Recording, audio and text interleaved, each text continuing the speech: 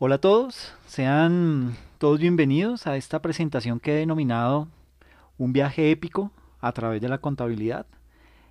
Básicamente, con esta presentación quiero transmitir el aporte que la contabilidad ha hecho al desarrollo de la humanidad y la evolución que a nivel de herramientas se ha tenido para controlar cada vez más y de una forma mucho más efectiva las finanzas, para poder controlar las propiedades y el patrimonio tanto familiar como empresarial, entre muchas otras cosas más, ¿ok? Sin más preámbulo, pues los invito a que nos sumerjamos en este viaje épico, el cual está estructurado de la siguiente manera. Nuestra tabla de contenido se evidencia que la vamos a desarrollar de la siguiente manera. Vamos a ver lo que fue los comienzos de la humanidad. Vamos a ver un poco la influencia de los incas y los mayas, los aportes que hicieron los griegos y los romanos.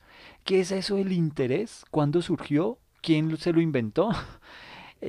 Vamos a ver también la Edad Media, la función que desempeñó el descubrimiento de América hasta llegar a nuestros días. ¿Ok? Entonces va a ser todo un recorrido específico, un recorrido en el que lo vamos a mostrar de una manera un poco jocosa, con el ánimo de atraer la atención de todos ustedes, que los tenga ahí atados a este video, que de por sí es corto, pero mi interés es más que todo el de, primero, transmitirles un buen mensaje, pero segundo, que ese mensaje, la herramienta que estoy utilizando para transmitirlo, sea la más adecuada para ustedes y que los logre eh, entretener para que con base en ese entretenimiento ustedes estén aprendiendo. ¿Ok?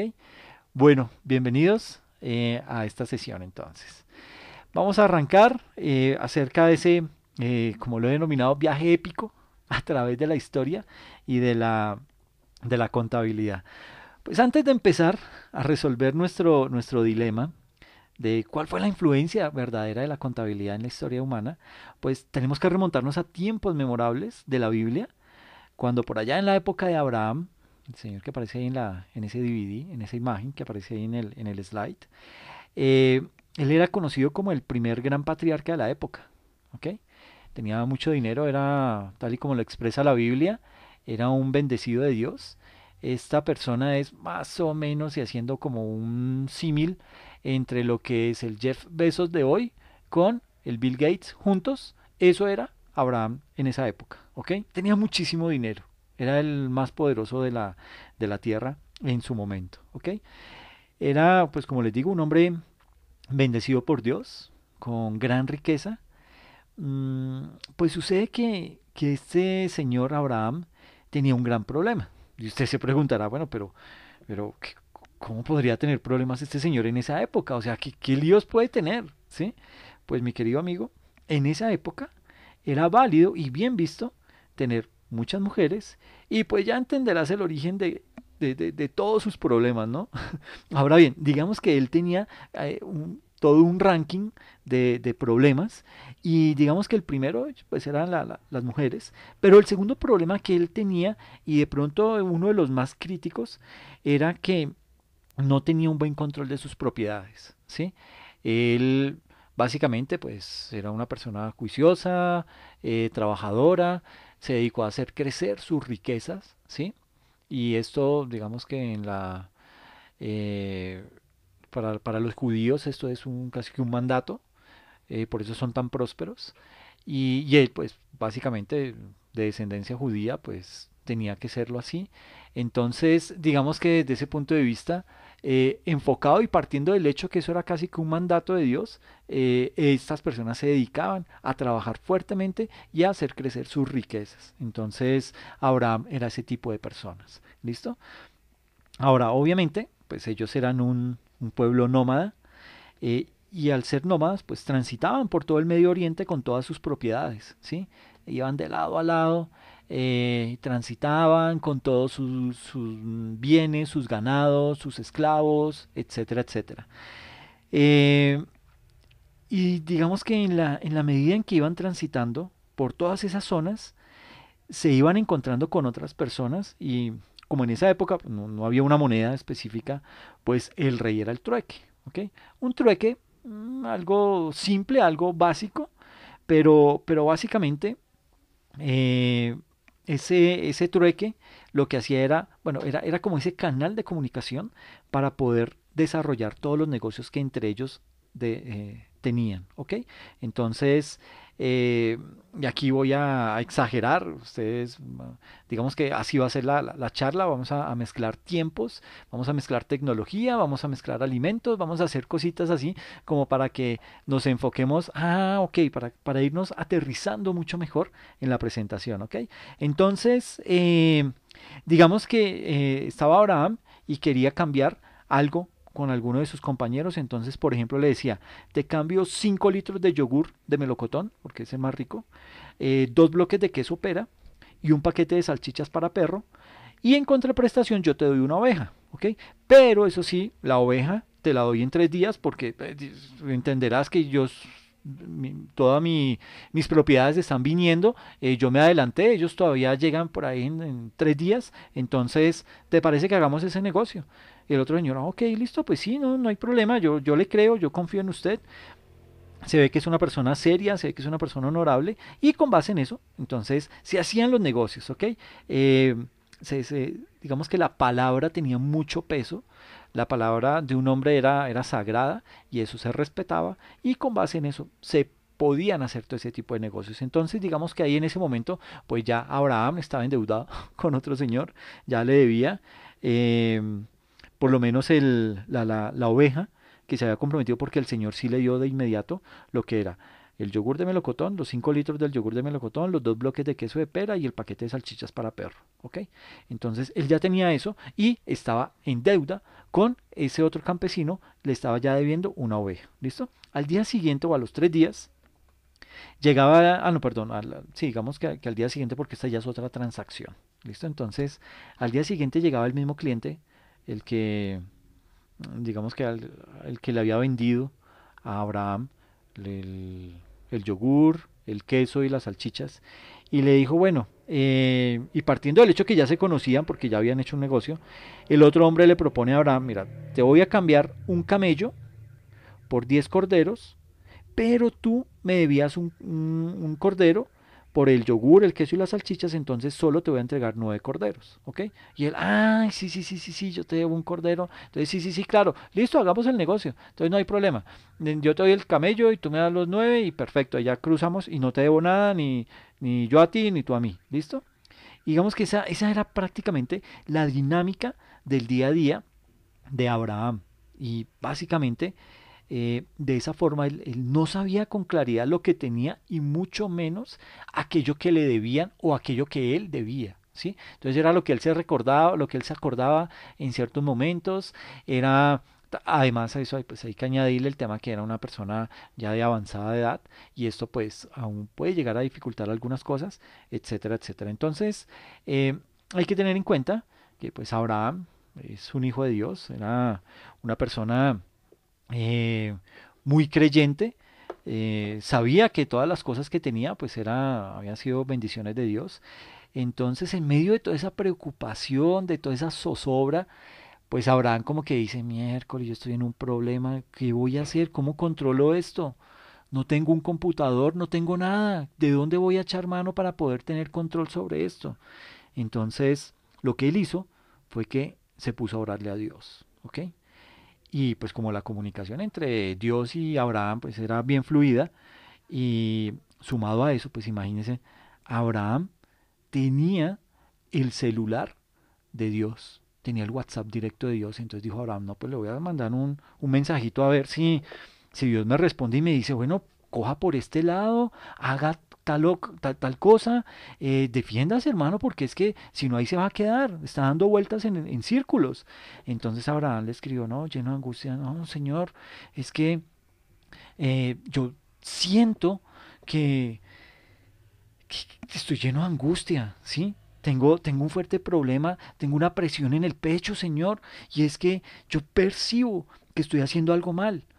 Y eso malo, básicamente lo siento porque es que no veo que tenga el control de todo lo que tú me has dado. A eso súmale el que pues somos un pueblo nómada, que somos un pueblo que estamos básicamente transitando día y noche por todo el desierto y pues esto no avanza. Entonces yo quiero saber si tú me puedes dar una manito, qué puedo hacer al respecto, porque esto no pinta bien y yo siento que estoy perdiendo el control de las cosas. Entonces requiero que por favor tú me ayudes. Entonces ahora pues, Dios, como son llaves, son amigos, Abraham y Dios, entonces comienzan ahí, bueno, pero, ¿qué es lo que te pasa? No sé qué, no, Dios, es que estoy en problemado, no entiendo nada, no sé cómo salir de este lío, estoy varado. Entonces, pues Dios un poco con su humor le manda ese GIF. Pero hermano, usted sí, como desesperado Dios, como diciendo, pero hermano, ¿qué es esta vaina? ¿Hasta cuándo voy a tener yo que estar interviniendo en sus cosas? Hágale, mire a ver cómo resuelve usted también, porque el tema se nos va a quedar ahí. Entonces, Abraham ahí como que entendió el GIF y dijo, pero este man que me está como tomando el pelo, está como muy chistosito. Entonces, lo que hace prácticamente Abraham es que pum, le devuelve otro GIF. Y lo tengo entre ojos, Dios. No me ayude, listo, sáqueme el cuerpo. A ver qué es lo que... y verá que, mejor dicho, las pierde conmigo y no le vuelvo a orar, no vuelvo a seguir siendo así de obediente y todo como me conoce. Entonces, vuelve y Abraham le manda otro GIF. Dice, no, pues como están ahí, recocha va, recocha viene, meme va, meme viene. Entonces, no, que le manda a Abraham, le dice, no, que mi mamá le manda a decir que no se burle de mí, que me respete. Entonces Dios, bueno, sí, ya paremos la recocha, venga a ver, entonces, ¿qué vamos a hacer? Entonces, obviamente, pues Dios ahí como que ya se pone serio, se pone serio y comienza a decir, bueno, listo, entonces pensemos a ver, ¿qué podemos hacer al respecto? ¿Qué solución le podemos encontrar a esta problemática? Porque ya en realidad veo que estás alterado, que te veo como preocupado. Entonces, miremoslo bien y solucionemos este tema. ¿Listo? Entonces comienzan ya a mirarlo con detenimiento. Dios ya le decide ponerle toda la atención y comienza a mirar entonces mm, qué puede estar ocurriendo. Entonces, lo que hace es que Dios le dice a Abraham, le dice, pero anda, tío, que lo que tú tenéis que hacer es crear un pequeño sistema de contabilidad. ¿No veis que no tenéis el control de tus propiedades, ni aquello que te deben, ni de lo que te deben, ni de lo que tú debes? Entonces, claro, Abraham dijo, miércoles, claro, tengo que implementar un sistema de contabilidad que me permita tener ese, el control de esa situación. Ahí voy a poder saber qué es lo que tengo, qué es lo que estoy gastando, qué es lo que le estoy debiendo y qué me están debiendo a mí.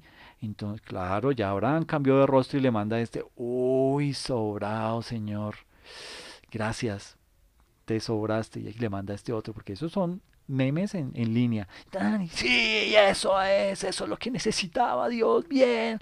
Y le manda los aplausos, gracias. Quedó conforme Abraham. Digo, no, listo, perfecto, ya me quedó claro el tema. Entonces ahora tengo que empezar a mirar cómo me invento, cómo creo ese sistema contable para poder tener el verdadero control de las cosas que requiero.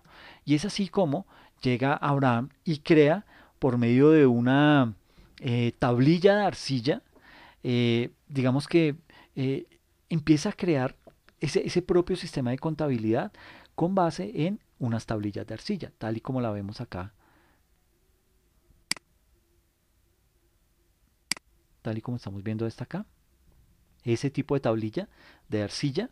Entonces, y allí, en este tipo de arcilla, lo que él hacía era que dibujaba, y digamos que tenían ya una serie de logos que trataban como de imitar los productos que estaban intercambiando o aquellos productos que en realidad querían controlar. Entonces, por ejemplo, aquí tienen este símbolo es de un ave, este símbolo es de caña, este símbolo era quién era el jefe, esto es una pata, esta es bien particular, espero que muchos la contemplen. Es un pene fecundar. Obviamente el pubis de la mujer, porque si está el uno, pues tiene que estar el otro. La palmera. la montaña a un país extranjero. Es decir, era el mecanismo de comunicación. O sea, no solamente Abraham dijo, no, pues me voy a poner pilas con esto a controlarlo, sino que le encontraron mucho más utilidad al tema y empezaron a llevar más cosas para controlar. Y estos dos eran fundamentales, ¿no? Porque si no, pues como la orden de Dios era pueble la tierra, este man comenzó con toda y se tomó a pecho el tema. Entonces tenía que también tener un control acerca de eso. Entonces comienza Abraham a decir, bueno, listo, entonces voy a dibujar un cordero.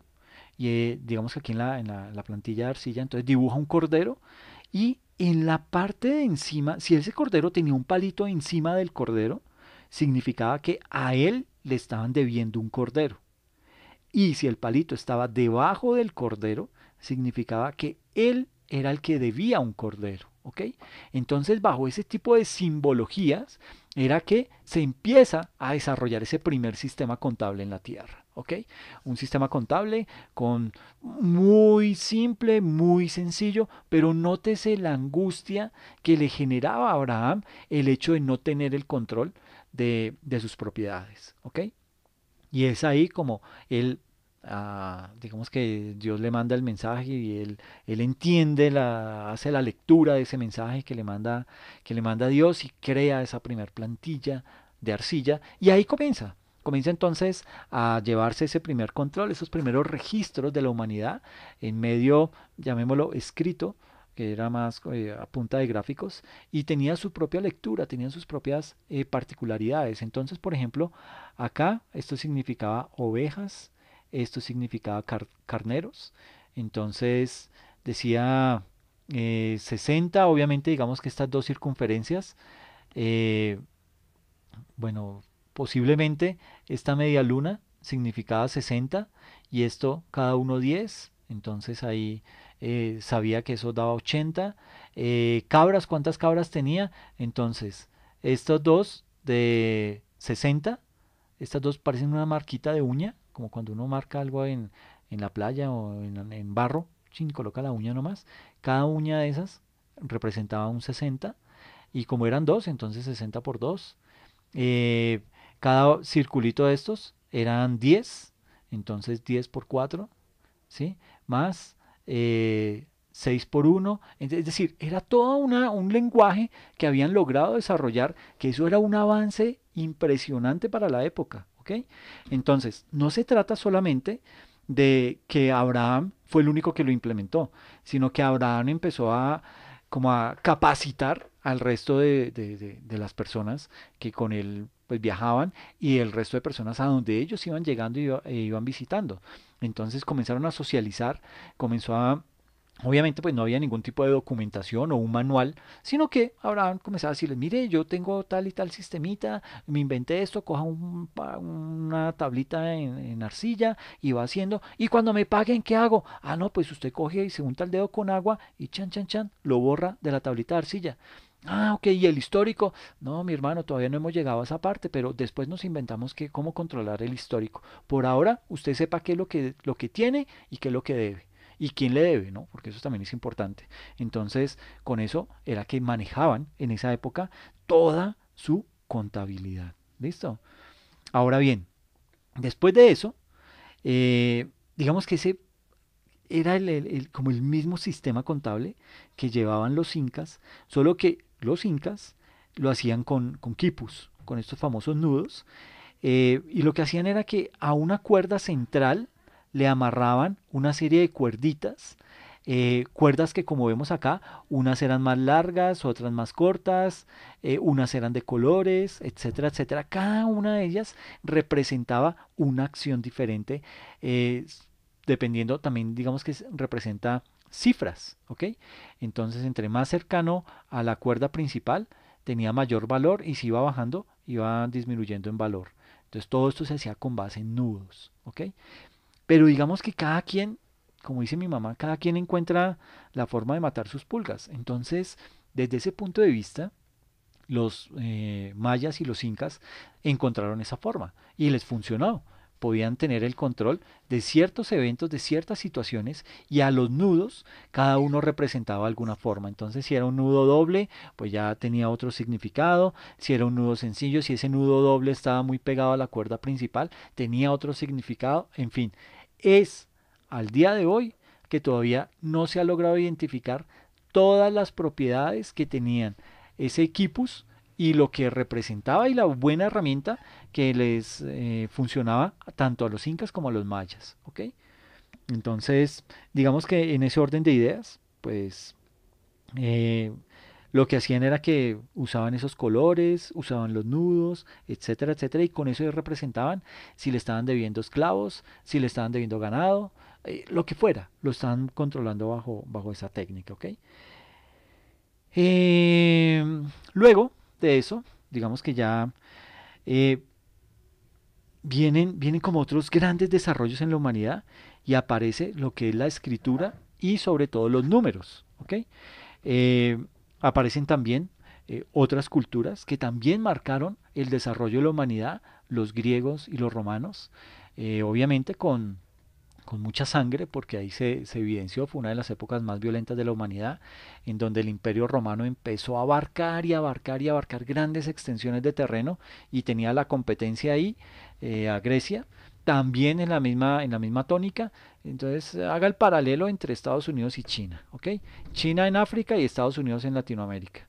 Entonces cada quien a ver cómo abarca más y cómo yo entro y conquisto a esos otros de que ya conquistó China. Entonces de esa forma era más o menos el juego que seguía romanos y griegos. Esto obviamente tratando de parafrasear un poco la historia, esto es mucho más profundo, pero lo que yo les estoy mostrando el día de hoy es un viaje épico, ¿ok? Entonces un viaje en donde estamos hablando de muchas cositas y viendo cómo esa contabilidad fue madurando, ¿ok? Entonces nótese que arrancamos con unas tablillas de arcilla, ya vamos en los números y esto nos va a facilitar muchísimo la vida, ¿ok? Aparte de eso, todo el aporte que hicieron los griegos y los romanos, no solamente con violencia, sino desde la parte artística, también desde los grandes pensadores, como la filosofía influyó en el desarrollo de la humanidad, etcétera, etcétera. Entonces, digamos que desde ese punto de vista fue mucho más lo que se ganó que lo que se perdió en esta época. Y ahí estamos hablando ya más o menos desde el año 1500 a 1200 antes de Cristo, 3 siglos en donde la sociedad, la humanidad cambió, dio un giro impresionante y esto, pues obviamente, nos lleva a otra época de la historia, digamos que por allá entre el año 600 y 500 antes de Cristo, bueno, antes de Cristo ya no se dice, se habla antes de nuestra época contemporánea o antes de nuestra época actual, por todos los temas religiosos y en fin. Entonces, entre el año 600 y 500, antes de nuestra época actual, llegamos a la evolución de los sistemas contables y es ahí en donde el pueblo judío hace su aporte y crean los primeros títulos valores como el pagaré, crean también los avales, etcétera, etcétera. Y con todo esto aparece el tipo de interés porque se dieron cuenta que el dinero debe crecer porque los precios crecen. Entonces, ellos fueron los primeros eh, integrantes de la humanidad que vieron que el poder adquisitivo del dinero se pierde al trasegar el tiempo. Y la única manera de poderlo volver a recuperar es afectando ese monto con esta tasa de interés, ¿ok? Entonces, esto lo hicieron los judíos, ¿ok?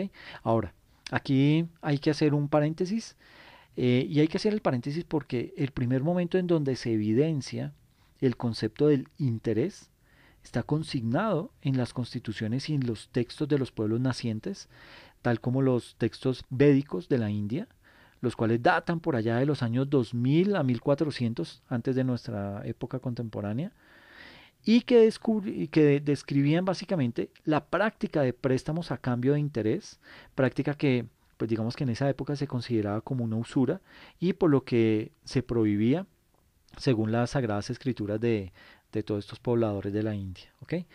De igual forma, en los textos de las religiones abrahámicas, y cuando hablo de las religiones abrahámicas, pues hablo básicamente de esos eh, cultos de los judíos, de sus cultos católicos o cultos islámicos, ¿sí?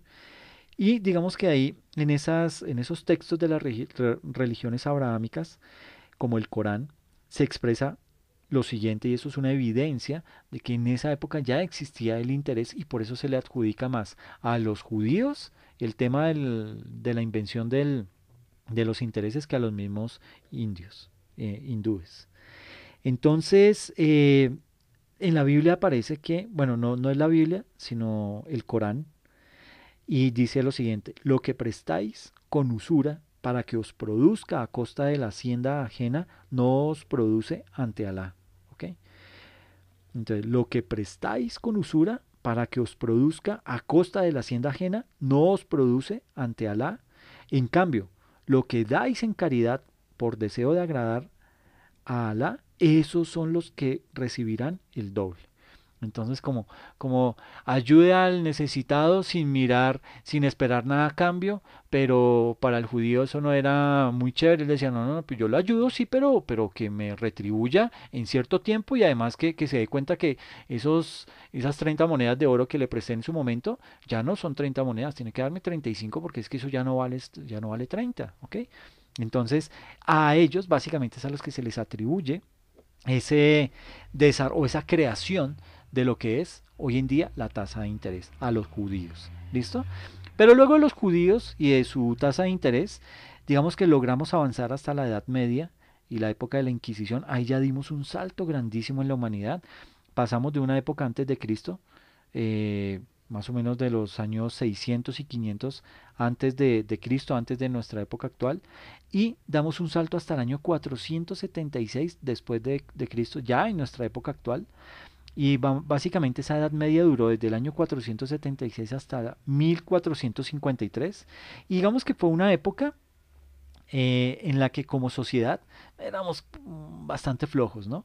Casi no escribíamos y la economía se basaba muchísimo en la, en la agricultura, ¿ok? Eh, tenía esa base agraria que no podemos tachar de arcaica ni poco desarrollada, sino que respondía a las necesidades de su tiempo. Por eso se dice que en esa época la humanidad entró como en esa flojera, como en esa pereza, y simplemente, lo que hay, pues bueno, hagámosle con lo que tenemos y con eso nos bandeamos, ¿sí? Básicamente, era, esta era como el cuadro jerárquico de la época, los mendigos en la base de la pirámide, seguidos por los campesinos y los artesanos, y eso que estábamos hablando de una economía netamente agropecuaria, y los campesinos eran la base de esa economía, es decir, era lo más bajo de ese cuadro jerárquico en esa época. Y eso pues habla mal. Y es más, si lo traemos a tiempos de hoy, estamos en las mismas, ¿no? Los campesinos son los que más maltratamos, los campesinos son los que más trabajan y los que menos ganan, etcétera, etcétera. Luego seguía la burguesía como ese nexo conductor entre lo que era la baja nobleza con el bajo clero. ¿Ok? Luego de ellos viene lo que es el alto clero y la alta nobleza y finaliza o la cúspide de ese triángulo jerárquico lo encabezan el papa de esa época y el rey. ¿Ok? Entonces, en la medida en que íbamos ascendiendo, iba ascendiendo la riqueza y de esa forma, pues digamos que todas estas personas de la parte baja eran los que tenían que trabajar más duro y tenían que pagarle impuestos altos al rey para que este rey pudiera sostener este grupo de personas. Algo injusto, pero es más o menos lo que se vive en la actualidad, ¿no? No me vayan a decir petrista porque tampoco, y menos uribista. Entonces, pasando de eso, llegamos a otra época, digamos que una época mucho más chévere. Llegamos a lo que fue el descubrimiento de América, ¿ok? Pero aquí, me voy a saltar esto porque me equivoqué. Saltamos al descubrimiento de América y en esa época es cuando aparecen los holandeses, los habitantes de los Países Bajos, que son esos holandeses los que se inventan la bolsa de valores. Bueno, holandeses son los que viven en los Países Bajos, Holanda, Bélgica, ese par, básicamente ellos son los que se inventan la bolsa de valores. Imagínense de cuándo le estoy hablando. Puro descubrimiento de América. Entonces, con ese descubrimiento, ellos, ¿cómo crean esa bolsa de valores? ¿De dónde, cómo se les ocurrió? Básicamente lo hacen contemplando lo que es el riesgo y las medidas de riesgo. Pero ustedes me van a decir, Alex, pero en esa época nada, hermano, ¿de dónde riesgo? Pues si nos trasladamos y le pusimos a Abraham celular y a Dios WhatsApp, pues ya habían memes, ¿por qué no nos vamos a hablar de esto? Y es que en efecto eso ocurrió. En esa época cuando empezó a surgir todo el tema del descubrimiento de América y empieza a haber esa nueva dinámica económica, entonces pues los holandeses comienzan a decir, no, pues esto pinta bien, nos toca unirnos a esos españoles para empezar a llegar a esas nuevas tierras y ver qué obtenemos, qué beneficio tenemos. Algo así más o menos como lo que hacían los vikingos en su época, cuando por allá en los países nórdicos ellos empiezan a explorar con cosas muy rudimentarias de navegación, con instrumentos de navegación muy rudimentarios y logran llegar a Inglaterra, la invaden. Obviamente los vikingos, por ser mucho más grandes, más corpulentos, pues dominan a los ingleses. De Inglaterra pues ya están a un paso por el Canal de la Mancha. Obviamente en esa época todavía no estaba el tren que unía a Inglaterra con Francia, sino que por barco llegaban a Francia, invadieron Francia y de ahí fueron llegando a muchas partes de Europa, ¿ok? Y fueron colonizando muchísimo. Pero básicamente estos holandeses y los belgas se inventan la bolsa de valores y lo hacen teniendo como punto de referencia el riesgo y las medidas de riesgo. ¿Y eso consistía en qué? Por ejemplo, un holandés tenía un barco y ese barco él lo catalogaba o lo evaluaba en 100 unidades monetarias, ¿ok? Pero como el barco necesariamente tiene que transitar por el mar, pues a ella de inmediato el riesgo subía y al subir ese riesgo, pues eso es demasiado riesgo para una sola persona. Entonces esta persona que había invertido las 100 unidades monetarias en la construcción del barco, cuando ya lo pone y lo ve en el océano, dice, uy, ahora sí me da miedito. ¿Y esto para dónde va? ¿Y quién me responde si se pierde? ¿Y si se hunde? ¿Y si los piratas? Y en fin, una serie de condiciones. Esos son los riesgos, ¿ok? Entonces, en la medida en que los riesgos van aumentando, este pobre hombre pues no hace más que temblar, ¿ok? Entonces hay que contemplar eso. Y él se inventa algo majestuoso. Y es que dice, hombre, yo no voy a asumir ese riesgo solo, ¿sí? Yo lo que voy a hacer más bien es, voy a invitar a 9 amigos más y les voy a decir, oigan, miren, ya tengo el barco, señores, y ese barco va a ir hasta el nuevo mundo y va a regresar cargado de oro, de piedras preciosas, de toda esa cantidad de minerales que hemos estado escuchando, entonces me voy a arriesgar y voy a mandar ese barco. ¿Quién se le mide? Entonces, uy, todo listo, yo, bien, de una, ¿qué hay que hacer? Pues mis amores lindos, sencillo. Lo único que hay que hacer es que este barco me costó 100 unidades monetarias, entonces voy a dividir esos 100 entre nosotros 10, eso significa que cada uno va a pagar de a 10 unidades monetarias. Listo, pues sí, no hay problema, 10 unidades monetarias. Bueno, y si el barco se hunde, ay, mis amores, aquí toca contemplar otra serie de cositas. Y es que, obviamente, en la medida en que el barco va avanzando, pues el valor va aumentando y obviamente pues también va aumentando el riesgo. Es decir, eso van de la mano esos dos términos, ¿no? A mayor riesgo, mayor utilidad. Entonces, va el barco transitando y cada que llega a buen puerto, pues obviamente en esa época el WhatsApp solamente lo tenía era Dios y Abraham. En esa época ya no había WhatsApp.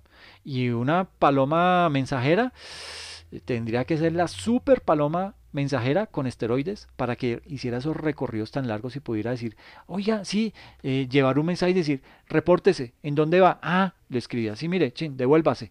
No, eso no existía. No existían esas palomas mensajeras con esteroides en esa época. Entonces, lo que hacen es que en la medida en que el barco va avanzando y viene otro barco, ese otro barco, ellos dos se ven y cuando llegan a puerto dicen, ay, por ahí va pasando un barco holandés. Ya iba llegando a las Islas Canarias. ¡Ay, qué chévere! Ese es mi barco, listo. Entonces, este señor, que estaba todo tembloroso, iba y le contaba a los otros 9. No, ya me dijeron que el barco ya llegó a las Islas Canarias. Vamos bien. Listo, pero eso es una parte del trayecto. ¿Ok? Entonces, ya digamos que habiendo definido que cada una de estas personas, uno solo fue el que se arriesgó pagó por la construcción del barco y lo que hizo fue diversificar el riesgo y dijo, ok, si esto me cuesta 100, yo no voy a perder mis 100 unidades monetarias, sino que voy a distribuir el riesgo entre otros 9 y ya, entre 10 la cosa cambia, es decir, prefiero perder 10 unidades monetarias y no las 100. Prefiero perder 10 unidades monetarias entre nosotros 10 a perder 100 unidades monetarias yo solo. ¿Ok? Esa era básicamente la filosofía. Entonces, eh, y digamos que en la medida en que los barcos iban avanzando, pues eh, iba subiendo el precio en la medida en que iba llegando a diferentes puertos. Por ejemplo, cuando, y esto ya es el descubrimiento de América, entonces de Europa los barcos tenían que llegar directamente a esta parte, a las Antillas, en el Mar Caribe, y de ahí pues ya les quedaba más cerca llegar a la parte de Centroamérica, Suramérica, etcétera, etcétera. Entonces, básicamente, ¿cuál era la ruta que ellos seguían? Decían, ok, eh, si el barco salía de Holanda hasta las Islas Canarias, entonces desde este punto de los Países Bajos hasta las Islas Canarias, ahí el riesgo aumentaba un 10%. Pero como el riesgo va de la mano con las utilidades, entonces si aumenta el riesgo un 10%, me aumenta el valor de mi inversión. O sea, si yo había invertido $10, 10 unidades monetarias en esa época, entonces ya digamos que estamos cumpliendo un 10% de la meta, entonces yo ya tengo 11 unidades monetarias, ¿ok?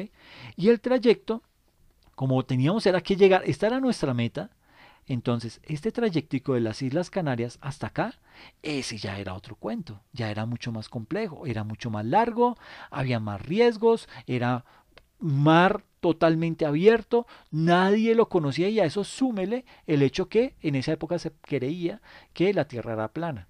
Entonces, cuando ya no se veía orilla, cuando ya no se veía más mar, se suponía que todo caía. Entonces, todos esos temores, pues obviamente eran riesgos que la persona tenía que asumir y ahí básicamente eso elevaba el nivel del riesgo más o menos en un 30%. ¿Ok? Eh, y básicamente sucedía eso era porque el trayecto que se seguía en ese momento era más que todo a campo abierto, mar abierto, ¿ok? Entonces ahí se incrementaba mucho más el riesgo. Ahora, cuando digamos que aquí hay algo bien importante y es que el riesgo se incrementa con los piratas, ¿ok? No era solamente este mar abierto, sino que aparte de eso en esa época ya había piratería. Entonces los barcos que se parqueaban acá en esta zona, pues estaban ya era monitoreando qué barquitos eran los que iban a llegar a costas del Nuevo Mundo, ¿ok? Ahora, aquí me toca hacerles una preguntita y es, ¿cuándo asaltan a una persona? ¿Cuándo va a entrar al banco o cuando sale del banco? Entonces, los piratas en ese momento lo que hacían es que en este trayecto del barco de Canarias a las Antillas Caribeñas, lo que hacían era que llevaban como un registro diciendo, ay, llegó un barco holandés, señor, destapen ron, ¡fan! Y sacan y se ponen a destapar ron y a tomar y a celebrar, porque ya sabían que ahí eran unas futuras víctimas, ¿ok? Entonces, lo que hacían era esperar a esos barcos y cuando ya salían, entonces salían los piratas también, obviamente a capturarlos, a tratar de vandalizarlos. Pero ahí, digamos que por ese solo hecho, digamos que el hecho de el viaje de Canarias a las Antillas caribeñas con el componente de los piratas elevaba el precio en un 30% el nivel del riesgo. ¿Ok? Entonces, mm, se subía el precio del barco en la medida en que llegáramos a esto. ¿Ok? Pero como el hecho era que teníamos que devolvernos, entonces el efecto de devolvernos, teniendo en cuenta que habían piratas, eso ya elevaba aún más el nivel del riesgo y lo subía a un 50% ese nivel del riesgo. Entonces, aquí por lo general, pues ¿qué hacían los barcos? Los barcos también ya pues tenían su propia estrategia, decían, no, venga, a ver, ahí vimos ahorita cuando veníamos tres, cuatro barcos piratas, entonces hermano, nos toca que salgamos en bloque, cuatro o cinco barcos y salgamos a mar y miremos a ver quién llega. Algunos nos van a bajar, ¿sí? Pero que los otros cuatro puedan pasar tranquilamente, ¿listo? Listo, listo, entonces se unían y Entonces la pelea era por quienes se iban en la mitad, porque los de los extremos eran los que más salían afectados. Entonces cogían y bueno, listo, no, cara y sello, listo, bueno, no, me tocó en los bordes, no, que me tocó en la mitad, listo. Salían los 5 barcos, chan, a despegar del mar, de las Antillas caribeñas hacia las Islas Canarias, ¿ok? En ese trayecto, pues obviamente sufrían ataques, cañón va, cañón viene, esquivaban, salían corriendo, el uno le decía, hey, ¿qué le pasa? No sé qué, sí, hasta que el barco holandés podía pasar por acá, ¿sí? Y llegaba de nuevo a las Islas Canarias.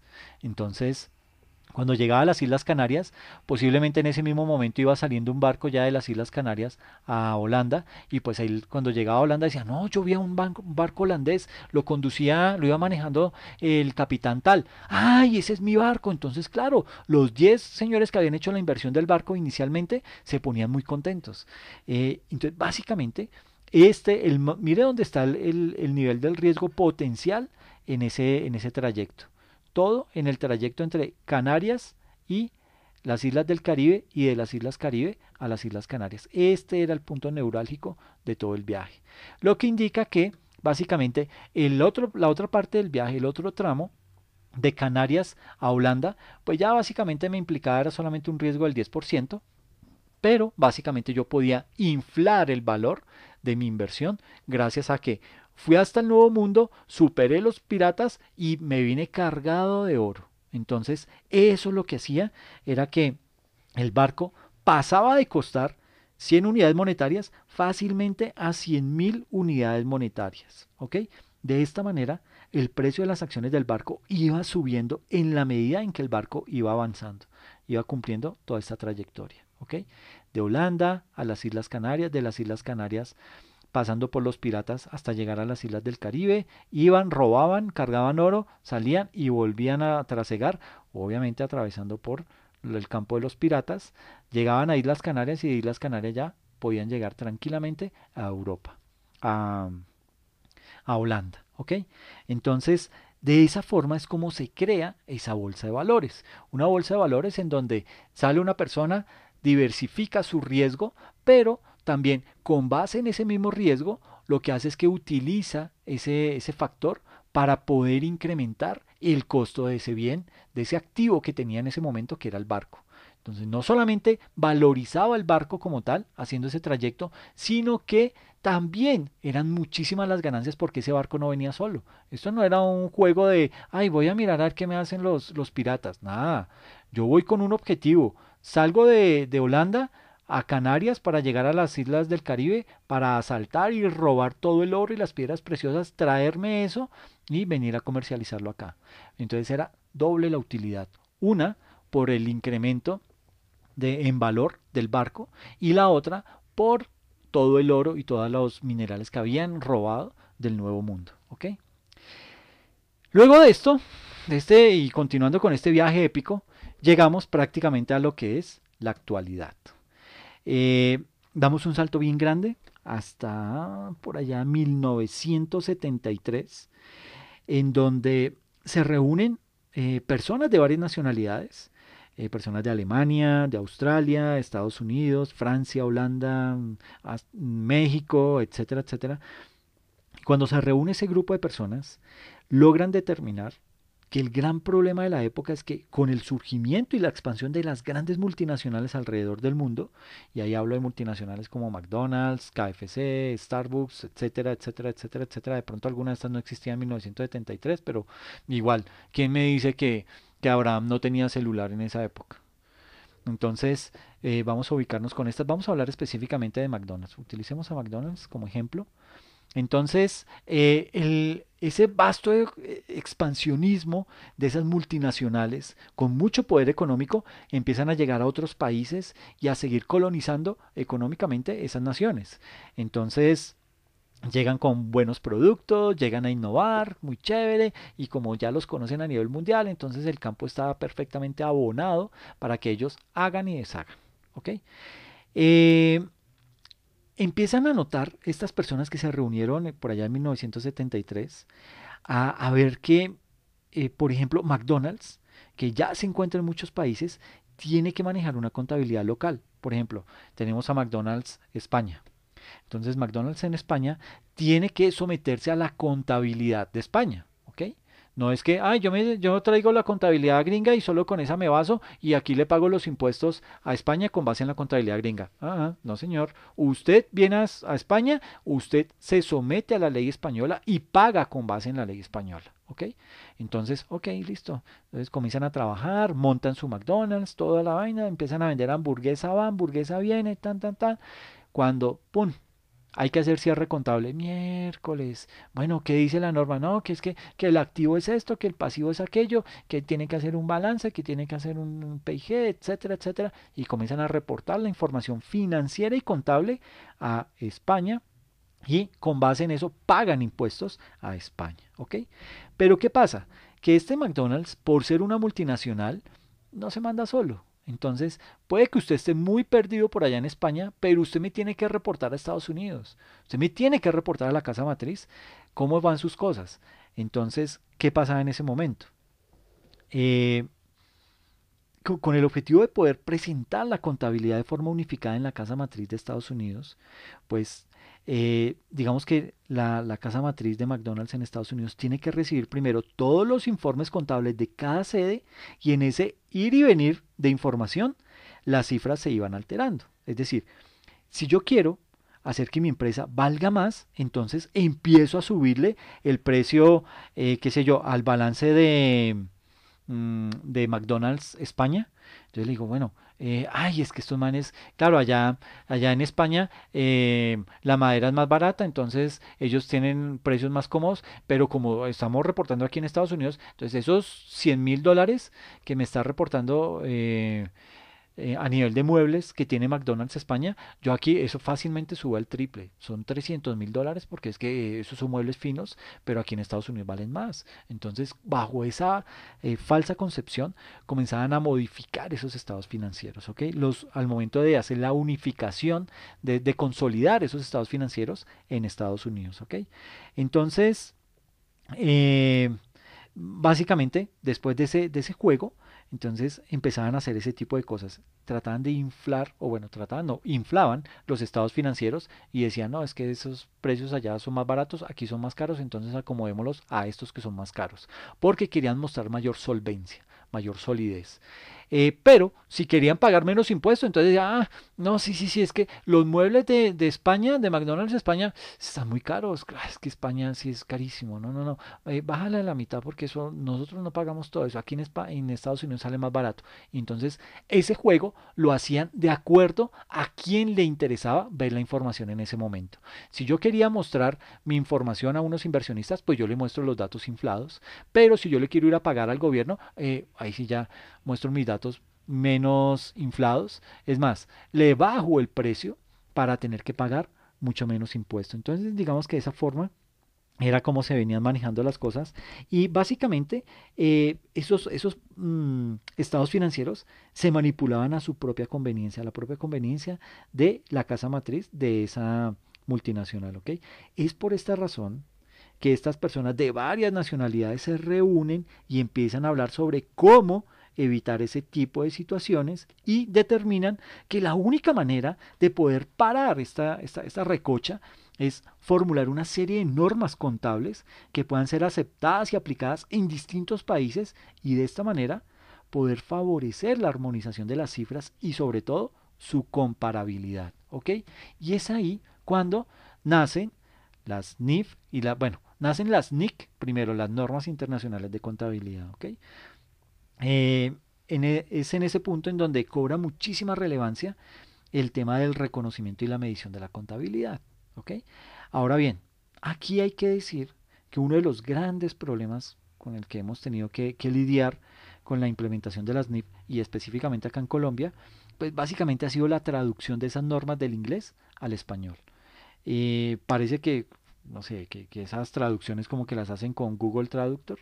Entonces, eso queda ahí en una terminología totalmente extraña que a veces para poder entender le toca a uno leer hasta 3, 4, 5 veces el mismo párrafo para decir, ah, sí, pero básicamente eso se debe a temas de traducción.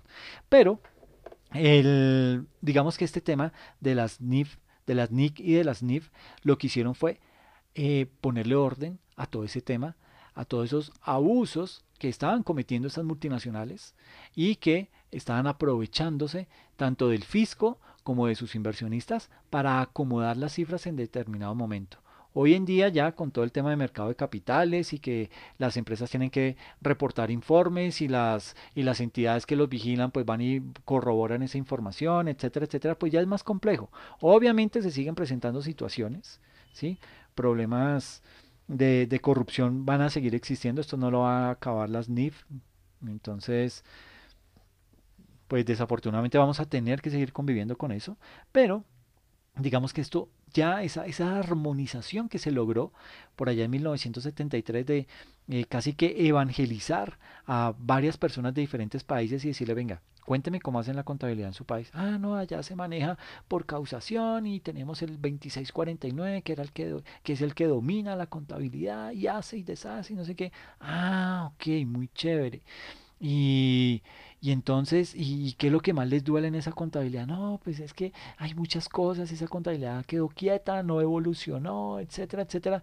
Entonces comienzan a hacer como un testeo a nivel de varios países y le empiezan a vender ese tipo de proyectos. Mire, métase a las NIF, esto le sirve, esto le va a ayudar para que usted pueda cotizar en el mercado de valores, para que usted pueda hacer negocios con otros países y el tema de la globalización se le facilite muchísimo más.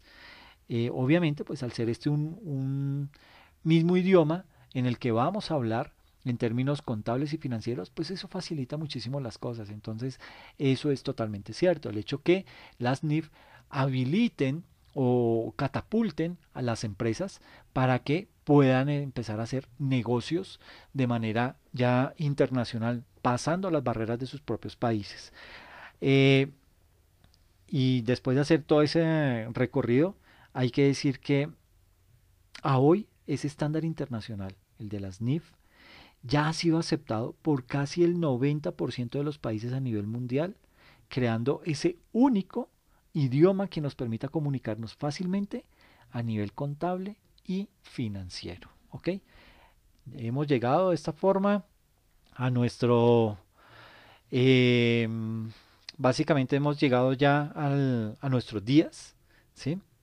Nuestros días en donde, pues básicamente hicimos todo un recorrido épico, desde la historia de la humanidad hasta llegar a nuestros días, viendo la importancia que tiene la contabilidad en el desarrollo humano, cómo ha afectado, cómo le ha mejorado la vida en muchos aspectos a la sociedad y eso ha permitido que las cosas maduren al estado de madurez que tienen hoy en día, pero que no va a quedarse ahí. Esto va a seguir funcionando, va a seguir creciendo y va a seguir abarcando cada vez más hasta llegar a un 100% en que en todo el mundo trabajemos estas mismas normas. ¿Ok?